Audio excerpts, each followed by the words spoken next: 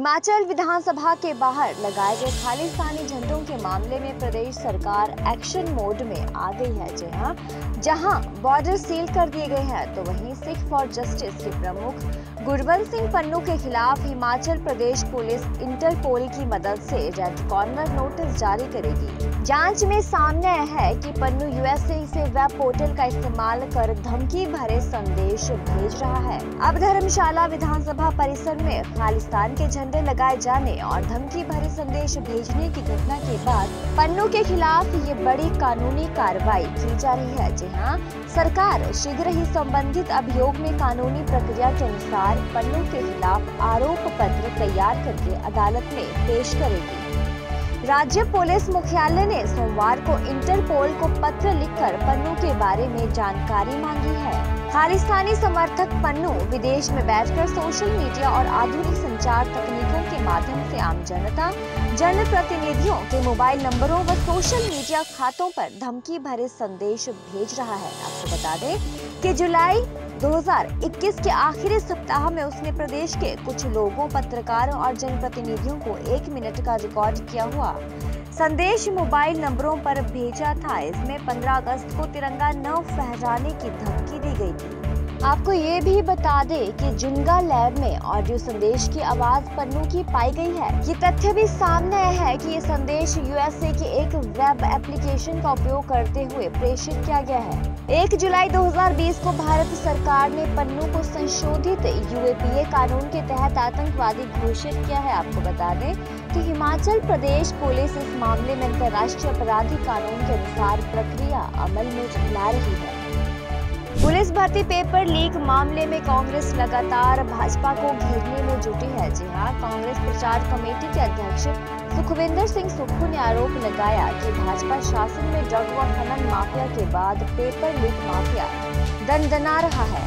सुखविंदर सुक्खू ने शिमला में पत्रकार वार्ता के दौरान भाजपा सरकार पर हमला बोला है। उन्होंने कहा कि पेपर लीक कर बेरोजगार युवाओं के साथ धोखा हुआ है। सरकार ने एसआईटी बनाई है। सरकार चोर से ही कोतावाली करवा रही है। ऐसे में न्याय की उम्मीद कम ही है। मामले की सीबीआई से जांच होनी चाहिए। तो वहीं उन्होंने धर्मशाला विधानसभा के गेट पर खालिस्तानी झंडे लगाने पर सरकार को घेरते हुए कहा कि ये सुरक्षा में चूक है। ये सरकार हर मोर्चे पर फेल रही है। अब चुनाव होने वाले हैं। ऐसे में जनता को मुद्दों से भटकाने के लिए, लोगों का ध्यान बांटने के लिए ऐसी वारदातों को अंजाम दिया जाता है। शांति प्रिय प्रदेश में अशांति फैलाने की कोशिश की जा रही है। कांग्रेस ये जरा भी बर्दाश्त नहीं करेगी। जी हां, ये कहना है सुखविंदर सुक्खू का। पिछले 4.5 साल से भारतीय जनता पार्टी की सरकार जो सत्ता में है, ऐसा क्या कारण है कि माफिया राज इन 4.5 सालों में पनप रहा है। चाहे वो ड्रग माफिया की बात हो, चाहे वो खनन माफिया की बात हो, चाहे वो पेपर लीक माफिया की बात हो। बड़े अफसोस के साथ ये कहना पड़ रहा है कि पुलिस भर्ती हुई है, जिसमें हजारों युवाओं ने भाग लिया। पहले उसका फिजिकल टेस्ट हुआ और फिजिकल टेस्ट के बाद जो शॉर्ट लिस्ट हमारे युवा साथी हुए, उनका रिटर्न एग्जाम हुआ। 1,76,000 के करीब जो हिमाचल प्रदेश में युवा साथी है, काफ़ी अरसे से रोजगार की आशाएं लगाए बैठे थे और उन रोजगार की आशाओं में जब उन्होंने पुलिस भर्ती का टेस्ट दिया तो किसी को भी ये आशा नहीं थी कि 1,76,000 में से 76,000 के करीब हमारे जो साथी थे वो एग्जाम उन्होंने पास किया। और उसके बाद जब उनका पर्सनल इंटरव्यू हुआ हमीरपुर जिला में, तो उसका रिजल्ट भी निकल गया। और जो ये पेपर लीक हुआ है, जो पेपर लीक माफिया बैठा हुआ है, ये भारतीय जनता पार्टी की नाक के नीचे इस प्रकार का गोरख धंधा कर रहा है, ये देखने वाली बात है। पुलिस के द्वारा ही पेपर लिया गया, पुलिस के द्वारा ही जांच की जा रही है पुलिस के द्वारा ही एग्जामिनेशन को कंडक्ट किया गया। अब कहने का मतलब कि मैं ही चोर, मैं ही कोतवाल, यानी कि चोरी कराने वाले भी वही लोग हैं और कोतवाल भी वही लोग हैं। शाला के बाहर खालिस्तान का जिंदाबाद के नारे दीवार में लिखे गए हैं। उसके लिए समय लगता है, ये नहीं है कि रख दिए गए और लगाकर भाग गए, लिखने में समय लगता है। तो इस सरकार की पुलिस की नाकामी और सरकार की नाकामी देखिए, क्या इतनी बड़ी प्रॉपर्टी जो विधानसभा हमारी संस्था है, लेजिस्लेटिव की संस्था है, वहां तकरीबन क्या कोई कर्मचारी नहीं था? अगर कर्मचारी थे तो क्या कोई वीडियो कैमरे वगैरह नहीं लगे हुए थे? अगर वीडियो कैमरे लगे हुए थे कि कौन लोग थे ये, किसने ऐसी हरकत की, कौन ऐसी हरकत करके देश में शांति प्रदेश, जो हमारा प्रदेश शांति प्रिय प्रदेश है, वहां माहौल खराब करने की कोशिश कर रहा है? किस दृष्टिकोण से खालिस्तान के नारे लगे हैं, नाम लिखा गया है? क्या मंशा है? जब भी चुनाव आते हैं इस प्रकार की वारदातें क्यों होती है? इस प्रकार की वारदातें तभी होती है जब वो सरकार फेल हो जाती है, नाकाम हो जाती है, और जब नाकामी का ठिकरा किसी और पर ना फोड़ा जाए और ध्यान बांटने के लिए इस प्रकार की वारदातें होती है। तो इस प्रकार की वारदातों का कांग्रेस पार्टी कड़ा विरोध करती है।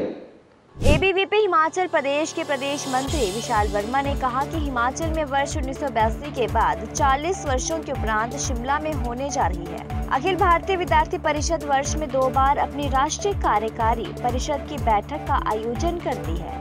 इस बैठक में देश भर के समसामयिक विषयों पर मंथन किया जाता है और आगामी योजना बनाई जाती है। बैठक में देश भर से प्रत्येक राज्यों के राष्ट्रीय कार्यकारिणी के कार्यकर्ता एक स्थान पर एकत्रित होते हैं, तो एक लघु भारत का दर्शन जैसा देखने को मिलता है। सभी क्षेत्रों से युवा इस बैठक में एकत्रित होकर राष्ट्रीयता के भाव के साथ साथ भारत की शिक्षा व्यवस्था, सामाजिक चुनौतियों व भारत की सुरक्षा जैसे महत्वपूर्ण विषयों पर सार्थक चर्चा करते हुए उनके समाधान की दिशा में आगे बढ़ने का कार्य करते हैं। आज की हमारी प्रेस वार्ता है तो हम देखते हैं कि अखिल भारतीय विद्यार्थी परिषद की आने वाले 27, 28, 29 मई को शिमला के अंदर एक राष्ट्रीय कार्यकारी परिषद की बैठक होने जा रही है। ये बहुत ही हर्ष का विषय है कि हम देखते हैं कि अंतिम बार इससे पहले जो हिमाचल प्रदेश के अंदर विद्यार्थी परिषद की राष्ट्रीय कार्यकारी बैठक हुई थी वो 1982 के अंदर हुई थी।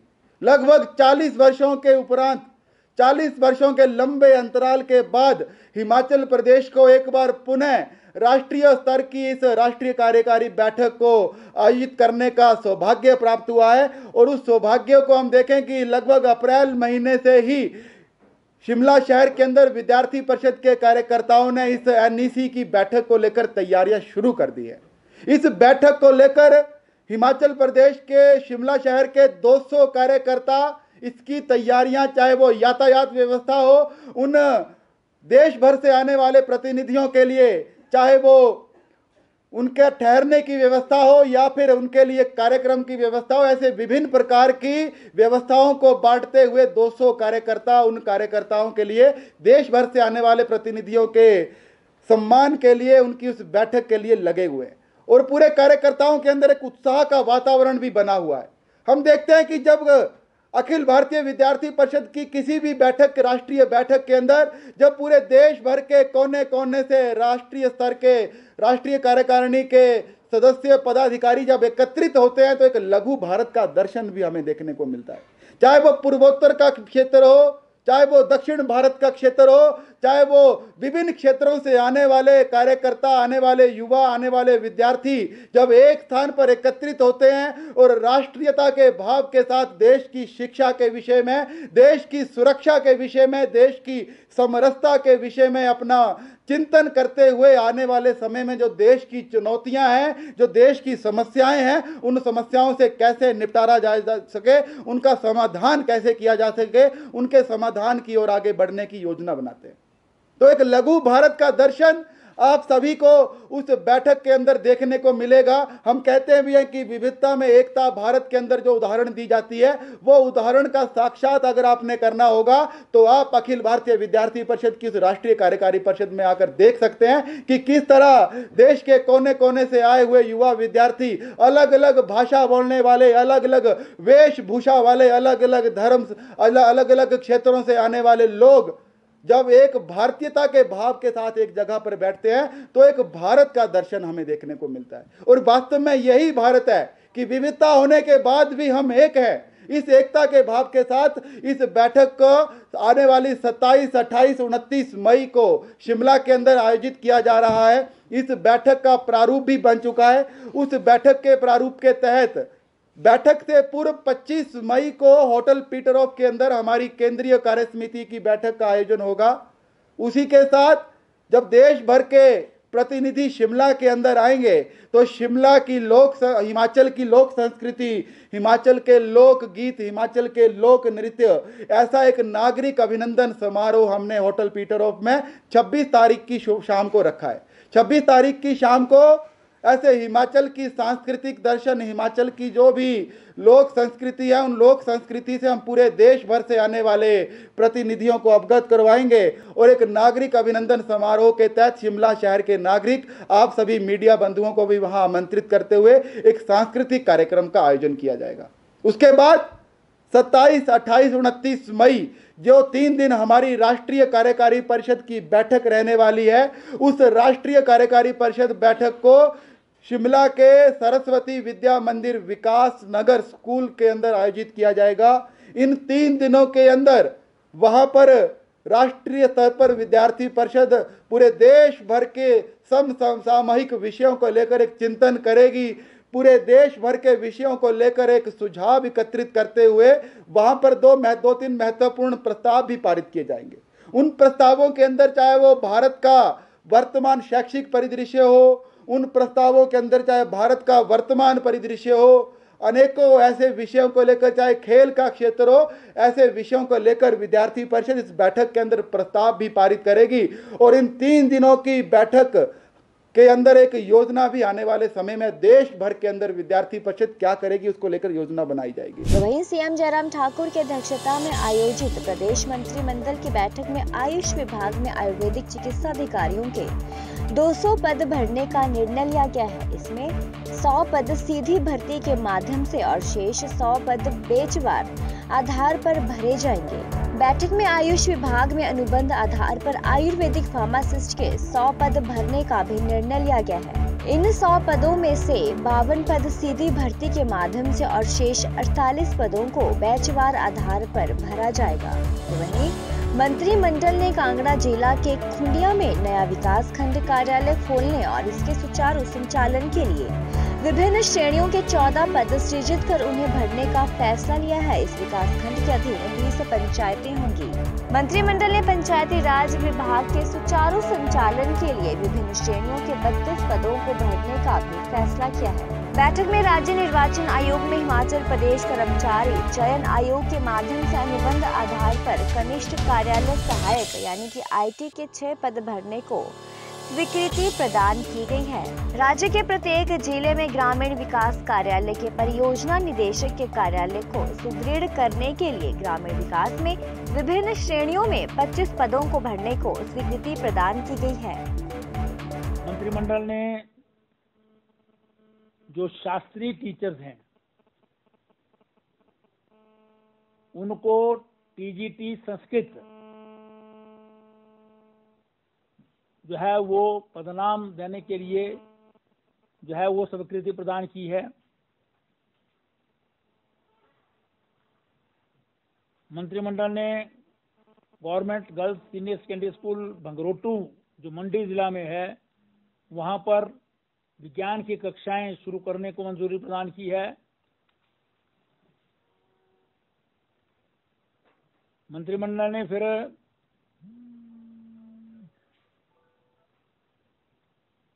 Government high school बोबोलिया,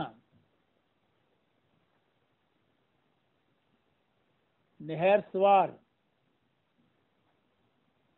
Tokyo, जागला जागला Bhud और बालथल मधाना जो सिरमौर जिला में हैं, इनको अपग्रेड करने को मंजूरी दी है।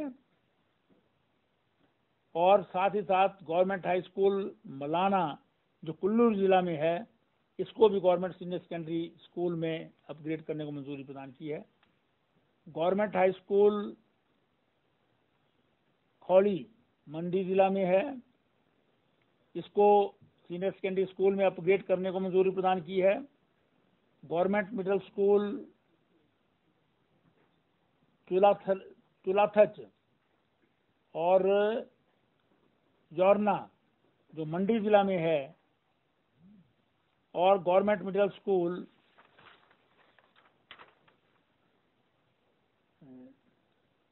पिपलेज और ससरी कुल्लू जिला में हैं, इनको गवर्नमेंट हाई स्कूल में जो है परिवर्तित करने को मंजूरी प्रदान की है। गवर्नमेंट प्राइमरी स्कूल्स ये बिहार और सुजैनी जो कुल्लू जिला में हैं, इनको मिडिल स्कूल में अपग्रेड करने को मंजूरी प्रदान की है, और इसके लिए 27 पद जो हैं वो स्वीकृत किए हैं इनके लिए। एक अध्यापक के सहारे चल रहा है तरवाड़ का प्राइमरी स्कूल। जी हां, हम बात कर रहे हैं जिला बिलासपुर उप शिक्षा खंड स्वारघाट के अंतर्गत आने वाली राजकीय प्राथमिक केंद्र पाठशाला तरवाड़ के विद्यालय की, जहां शिक्षा ग्रहण कर रहे लगभग 70 विद्यार्थियों को एक ही अध्यापक संभाल रहा है। आपको बता दें कि राजकीय प्राथमिक केंद्र पाठशाला तरवाड़ के अंतर्गत 3 और पाठशालाएं आती हैं, जिनमें पगवाना, सिंगवा, साधा और म्योट, इन चारों पाठशालाओं में भी एक एक अध्यापक है। इन 3 पाठशालाओं में जेबीटी का एक पद लगभग 3 साल से खाली चल रहा है। अगर बात की जाए राजकीय प्राथमिक केंद्र पाठशाला तरवाड़ की, तो यहाँ पर MTW के सभी पद खाली हैं। केंद्रीय पाठशाला तरवाड़ में तो एक केंद्रीय मुख्य शिक्षक का पद और 2 जेबीटी के पद खाली है। इसके अलावा मल्टीटास्क वर्कर का पद लगभग 8 सालों से खाली चल रहा है। पाठशाला के जेबीटी अध्यापक ने कहा कि इसके बारे में विभाग को कई बार SMC के माध्यम से सूचित किया गया, लेकिन इस पर अभी तक कोई कार्रवाई नहीं हुई है। स्कूल में कार्यरत जेबीटी अध्यापक ने कहा कि पूरे बच्चों की पढ़ाई के साथ साथ मिड डे मील, डाक और स्कूल के अन्य कार्यों को भी उन्हें ही देखना पड़ता है, और इस तरह से बच्चों की पढ़ाई भी बाधित हो रही है। हालांकि SMC के माध्यम से एक अध्यापिका रखी गई है। स्थानीय लोगों ने सरकार से मांग की है कि इस पाठशाला के रिक्त पदों को भरा जाए, ताकि बच्चों की पढ़ाई प्रभावित ना हो सके। सर, अभी हमारे पास 2 जेबीटी का और 1 CST का पद खाली पड़ा हुआ है, और स्कूल में लगभग 70 बच्चे इस समय शिक्षा ग्रहण कर रहे हैं। अकेला अध्यापक होने के नाते बच्चों को प्रॉपर तरीके से नहीं पढ़ाया जा सकता है, उनको हम सही एजुकेशन नहीं दे पा रहे हैं। तो मेरी सरकार से और विभाग से यही निवेदन है कि केंद्र स्कूल होने के नाते यहाँ पे CST का कार्य अधिक रहता है। CST की पोस्ट वैकेंट होने पर यहाँ पर एक CST का और 2 जो जेबीटी की खाली पड़ी पोस्टें हैं, उनको शीघ्र अतिशीघ्र भरने की। धर्मशाला के तपोवन स्थित विधानसभा गेट के बाहर खालिस्तानी झंडे लगाए जाने के बाद पुलिस ने प्रदेश के सभी अंतर्राज्यीय बॉर्डरों को सील कर दिया है। जिला कांगड़ा के पंजाब सीमा के साथ लगते कंडवाल बैरियर पर भी सख्ती बढ़ा दी गई है। बैरियर पर अतिरिक्त पुलिस बल तैनात किया गया है, और पंजाब से आने वाले हर वाहन की जांच के बाद उसे आगे जाने दिया जा रहा है। ASP सुरेंद्र शर्मा ने कहा कि जिस तरह से धर्मशाला में विधानसभा के बाहर खालिस्तानी झंडा लगाया गया, उसे देखते हुए प्रदेश के सभी अंतर्राज्यीय बॉर्डर सील करने के साथ चौकसी भी बढ़ा दी गई है। उन्होंने कहा कि कंडवाल बैरियर पर भी सतर्कता बढ़ा दी गई है और हर वाहन की गहनता से जांच की जा रही है। उन्होंने कहा कि जिला कांगड़ा और पंजाब के साथ लगते अन्य सीमाओं पर भी चौकसी को बढ़ा दिया गया है। ये अभी अभी आप लोगों को मालूम है 2 दिन पहले जो है विधानसभा के बाहर कुछ खालिस्तान की पोस्टर्स लगे थे, जिस वजह से जो है एक बॉर्डर्स सील करने का एक आदेश आया है हम लोगों को, ताकि बाहर से कोई इस तरह के एलिमेंट्स जो हैं जो प्रदेश की शांति को भंग करने की कोशिश कर रहे हैं और यहाँ के पीसफुल माहौल को बिगाड़ने का प्रयास कर रहे हैं, उसको रोकने के लिए जो है हमने कंडवाल में जो है हमने स्ट्रेंथन किया है नाका, और अगले आदेशों तक हम वहाँ पे डे नाइट जो है इनकमिंग व्हीकल्स जो हैं उन पे नज़र बनाए हुए हैं, ताकि कोई इस तरह की जो शरारती तत्व हैं वो दोबारा से एंटर ना करें, या इस तरह का कोई मटेरियल जो है इस तरह के कोई फ्लैग्स वगैरह वो हमारे प्रदेश में ना आ सके, उसको रोकने का हम प्रयास करें। सर, किस तरह की गाड़ियों की जो है चेकिंग की जा रही है? जो भी हमारी बाहर से गाड़ियाँ कुछ जो सस्पेक्टेड व्हीकल्स होंगे वो उनको चेक किया जाएगा। सर, नूरपुर के सीमावर्ती और भी इलाके हैं जहाँ से आवाजाही रहती है, क्या वहाँ पे भी सख्ती की जाएगी? अभी हमारा मेन फोकस कंडवाल पे है, फिर हमारे बॉर्डर्स एरियाज में फिल फ्रीज बहुत है, रास्ते बहुत हैं, सबको सील करना इतना आसान नहीं है, बट क्योंकि मेनली जो है सारी व्हीकल्स जो है पठानकोट और अमृतसर वगैरह के एरिया से नेशनल हाईवे है कंडवाल, तो हमने वहीं पे ही उसी को सील करने का प्लान किया है। भारत के मुख्य कोच राहुल द्रविड़ 12 से 15 मई तक होने वाले धर्मशाला में भारतीय जनता पार्टी युवा मोर्चा की राष्ट्रीय कार्य समिति के सत्र में भाग लेंगे। भाजपा धर्मशाला विधायक विशाल नेहरिया ने कहा कि भाजपा अध्यक्ष जेपी नड्डा, पार्टी के अन्य पदाधिकारी और केंद्रीय मंत्री भी इस कार्यक्रम में मौजूद रहेंगे। नेहरिया ने कहा कि 3 दिवसीय सत्र में मुख्यमंत्री जयराम ठाकुर भी मौजूद रहेंगे।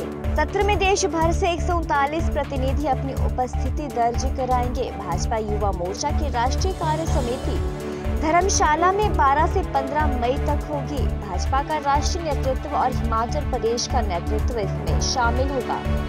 भाजपा के राष्ट्रीय अध्यक्ष जेपी नड्डा, राष्ट्रीय संगठन मंत्री और केंद्रीय मंत्री भी इसमें शामिल होंगे। नेहरिया ने आगे कहा कि द्रविड़ की उपस्थिति युवाओं को विभिन्न क्षेत्रों में उत्कृष्टता प्राप्त करने का संदेश देगी। उन्होंने कहा कि भारतीय क्रिकेटर राहुल द्रविड़ भी इसमें हिस्सा लेंगे। उनकी सफलता से युवाओं में ये संदेश जाएगा कि हम राजनीति में ही नहीं बल्कि अन्य क्षेत्रों में भी आगे बढ़ सकते हैं।